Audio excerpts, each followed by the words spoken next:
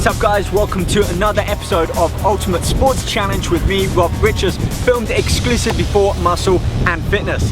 Today I'm at Santa Monica, Venice, California, just a few hundred yards away from the legendary Muscle Beach, where today I'm meeting with Justin Lovato of Build Training and Nutrition, who's putting me through the Beach Babes circuit workout. I know, I'm expecting babes and bikinis, but no, this is something completely different. This is where some of the fittest and strongest women come from all over the world to train with Justin along this beach and his special circuit workout. And today's my chance to see if I can step up and compete against some of the toughest and strongest women in the world. So let's go meet with Justin and get started.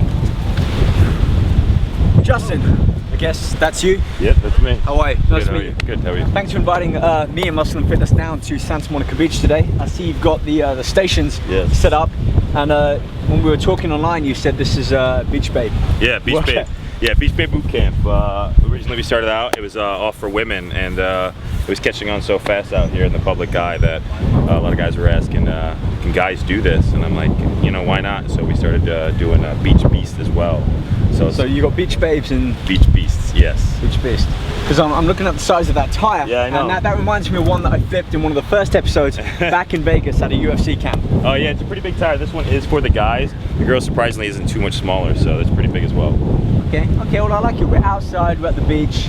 We're yards away from Muscle Beach. Yes. Speaking of muscle, you look like you've lifted a couple of weights in your your career. Tell me more about kind of your career and how that got you where you are today. I competed for the last 10 years, about 9 to 10 years. I was a natural pro bodybuilder at the age of 21. So I came out to California like every other bodybuilder, and you know, trained with the best in the world. And you know, I realized that my niche was in helping people get in shape, training other people, and my first love was wrestling. So with that came a lot of aesthetics. So I wanted to get back into that, you know, be more agile, be more fit. So I started getting into this type of training where it's a mix between like CrossFit and strongman, and I brought my clients on as well.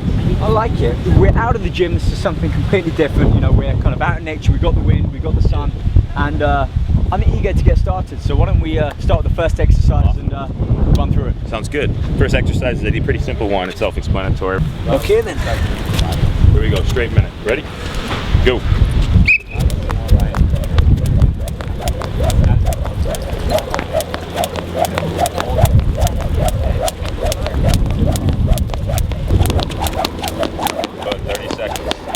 Time. Next station we're going to do is the tire flip. We want to start on this side right around the tire, and basically when doing this you actually want to get low, you want to explode using your legs, not your lower back. It's a powerful movement, so you want to really get low and just explode. Ready? Yep. Go. The objective here is to try to get as many flips as you can in a minute. Doing it perfect. You get low, you use his whole body, exploding, perfect. Then he's pushing with aggressiveness. So this is the best thing to do right here. This is a whole body workout right here. Like I said, his goal is to get as many flips as he can within a minute time frame. It's perfect. Go ahead, turn around, bring it back. Perfect. As you can see, it works every part of his body. It's working his biceps, it's working his legs, it's working his back, then he's pushing, it's working his chest. So you really got to use everything you have here to move this tire. It's not easy. It's not a light object, so just got to keep going with it, got to keep pushing. In time, good. I'm gonna jump right to the front squat log lift. So he's gonna circle around, he's gonna grab under with his arms. Make sure you're centering the log. Perfect. Perfect, good. Walk on out. You're gonna do 5 squats right here. Good. Nice and deep he's gonna do them. Once he does the 5, he's gonna walk out about 10 feet. He's gonna do another 5 squats. Good. Drop it right here, 5 more. He's doing this for a straight minute, as hard as he can. He's getting low, he's getting deep, he's squeezing his butt as he's going up, he's keeping his back straight. This is really good form right here. That's all he keeps doing, is keep going back and forth while he keeps doing it. Turn it around. As you see, it's perfect form. He's getting low, he's driving through his heels. It's exactly what we want.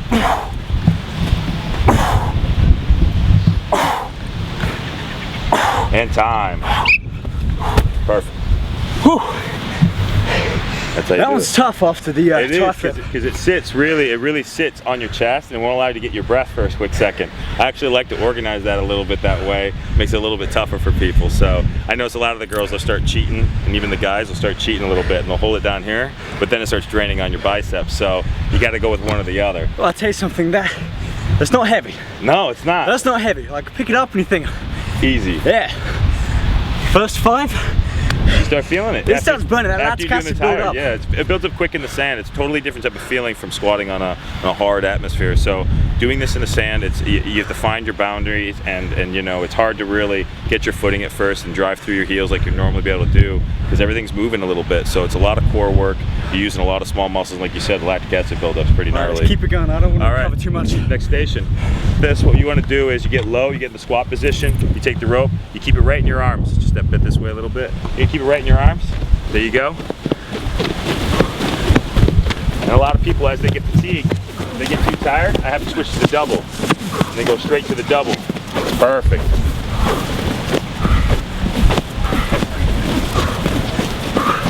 That's nice stuff right there.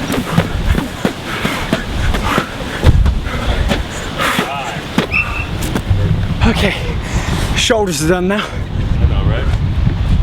Next one's everybody's favorite. Well, at first, most people had the form wrong. So what you want to do is, when you do a sledgehammer, you definitely want to square up to it. So when you grab it, you square up, hands wide, and when you hit it, slide down. Wide, slide down. A lot of people start off like this. It's incorrect. You really want to square up to this tire, start wide, slide down. Your goal is just go as hard as you can in a minute. I try to aim for about 30 sledgehammers per hit. So I try to really go hard on this. Good. Perfect.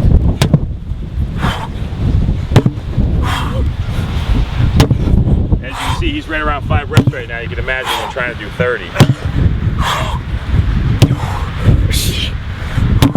Perfect.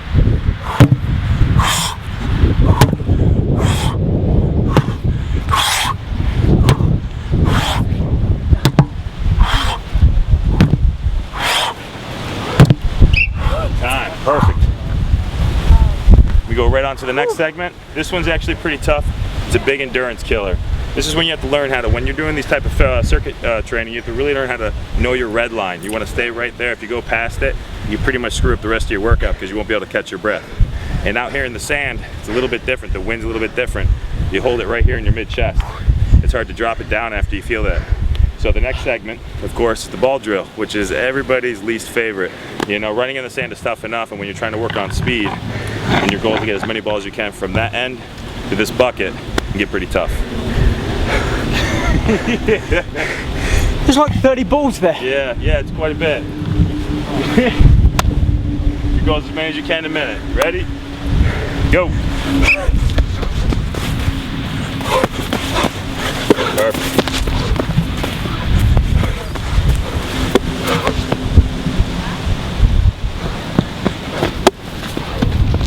Doing this, you want to remember, you have a few more stations left. You want to try to stay right below that red line. If you really pull out right here and go all out, it's just like any type of training. It's a little bit different than weight training, of course, because you can do a set, you can rest, you can give yourself a minute, you know, to relax. But when it's a minute, by the time you get to this, you really got to learn how to pace yourself, but still push yourself at the same time. You got to find that happy medium. So with this, you know, it can get pretty tough. A lot of people like to go all out and see if they can get all the balls, and then at the end of it, they're pretty much screwed the rest of the time. So he's doing a good job of pacing himself right now.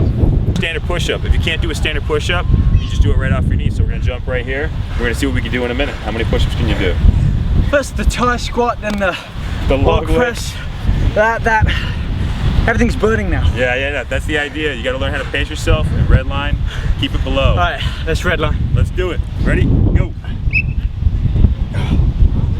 As you see, he's got perfect form. He's staying right in there. His back's straight, his butt's down. He's just pumping away. So that's the idea. It's your standard push-up. And like I said, if you're one of those people that it's tough and you're still building that upper body strength, you go ahead and do them off your knees. It's just as effective. It's a learning process, and you get stronger and stronger and stronger. So that's the idea.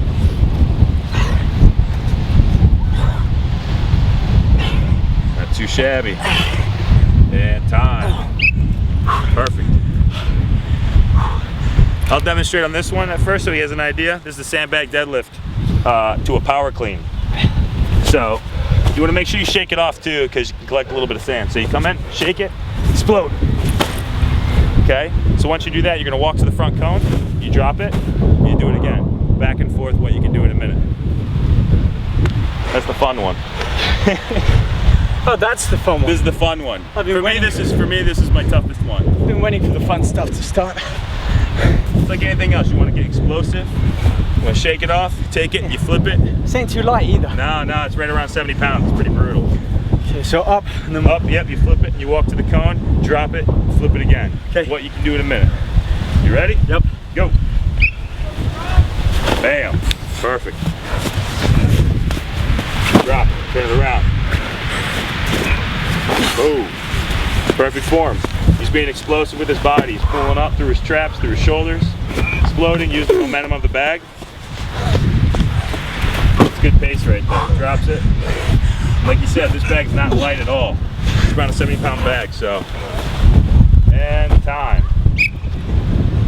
Perfect. I gotta say something.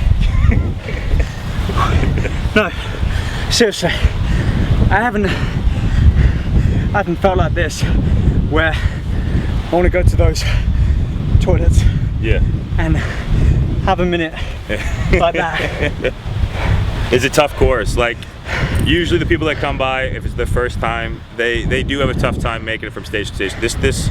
This boot camp isn't, you know, for the faintest. So it's one of those ones where you can come. It is for all athletes, and it's as well. We have some 50-year-old women that come down here and they wreck it, you know, but they know how to pace themselves at first. They get stronger and stronger. So it's hard if you're a competitive person to pace yourself, you know. And I'm the same way he is. We want to kill every event, but it catches up to you quick, and then you realize real quick, it's like, all right, I'm gonna sandbag it a little bit on this one, so you can get to the next. I just want to add to that because I know people are going to be thinking like I was.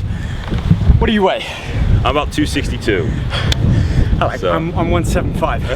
And just to put that into some perspective, let's look at a maximum weight that you might be able to squat, for example. What would be your like heaviest weight? My heaviest squat ever was around 700. That's my heaviest squat ever.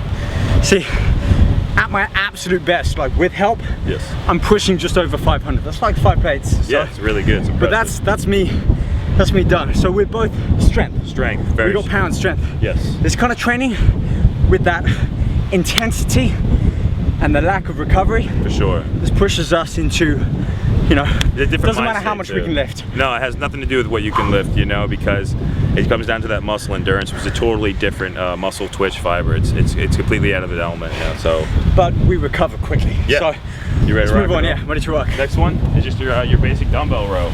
We use the kettlebells. They usually work a little bit better than the dumbbells. You want to be straight, your butt wants to be out, your chest wants to be up, and it's just as many reps as you can in a minute.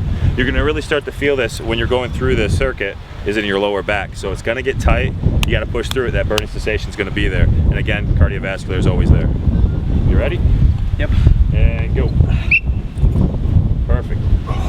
As you can see, it's relatively light for him. 25 pounds isn't that much weight for him. He probably rose a lot more than that, but going through the circuit, cardiovascular kicks in, and as he gets through close to a minute, he's going to start feeling this in his back and definitely in his lower back. Perfect form.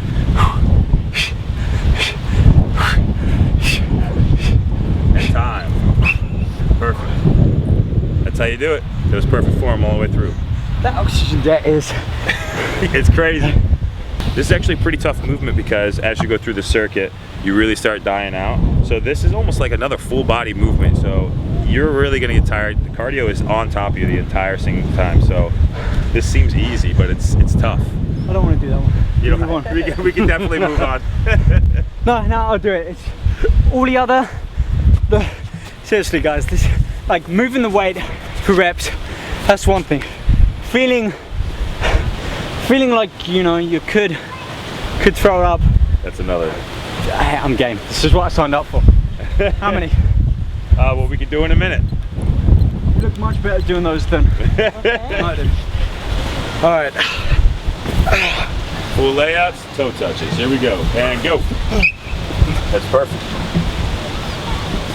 As you see, it's working his whole core. His abs are working from every angle, from the top to the bottom. So, you know. Again, since it's a full body movement, he's got big legs, so he's moving a lot of weight right now. He's not some small guy, you know, he's moving some serious weight with his legs.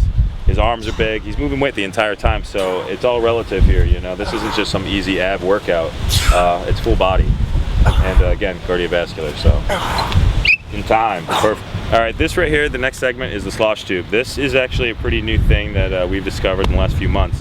It's basically your standard PVC piping, and we filled it up with 25 pounds worth of water, and it's for your core again. And your goal is to hold it here and just walk with it. And you're about to see it's a little weird. It's going all over the place, and your goal is just to hold it and walk with it. So it's a little far out.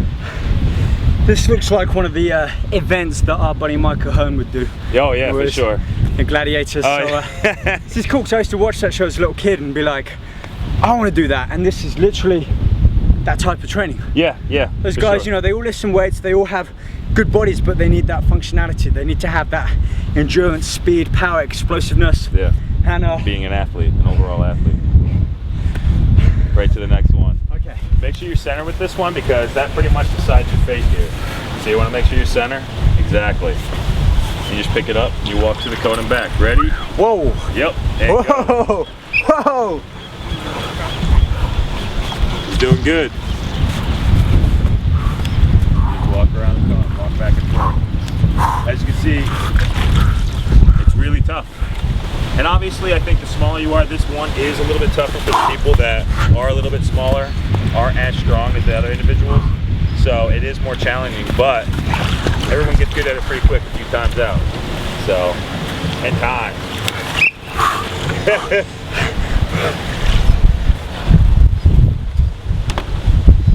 that radical? Messes with your mind. Yeah. You pick it up and you feel the weight. You're like, okay. Baby weight, yeah. You start walking and it goes like that. And of course, as soon as you right it again, you know, it's like taking, we've all done it. I'm sure you have too. Taking that dumbbell off. Yeah. One too many plates on the other side. Bam. Yeah.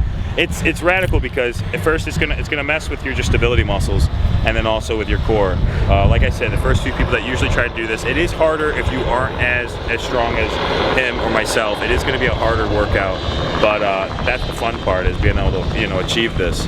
So, you know, you pick it up, you gotta find your center of gravity, and you gotta keep a straight line. And mental too. Yeah. You don't expect it. You gotta be aware. For sure. It's a really radical. It's one of my favorite exercises. It's really cool. You get better and better as you do it. So your arms are tired. You just held this water. You were trying to balance it. All those tiny fatigue muscles are there. How do we do this? We could do simultaneously. You do hammer or original curl. Ready? Yeah, ready. Go. It's just he's got pretty big arms, so you should be able to do this all day for at least 10 minutes, I imagine. So, but we're just going for a minute straight. He's doing well. That's your standard curl. He's not using his back. He's not swaying.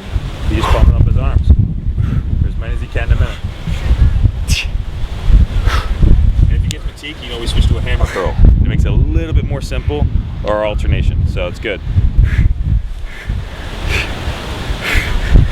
And time.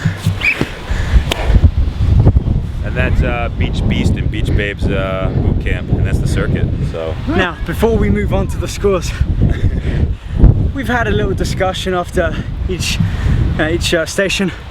It's allowed me to catch my breath back a little bit, but in reality, no rest in between. There's no rest in between. There's pretty much a 5 to 10 second time frame for you to get the log back to the beginning point, to get the slosh back to you, to get the equipment back for the next person in line. So there really is about a 5 to 10 second window right before you get to it again. And what happens at the end of this one, then what? You sprint down back to the beginning.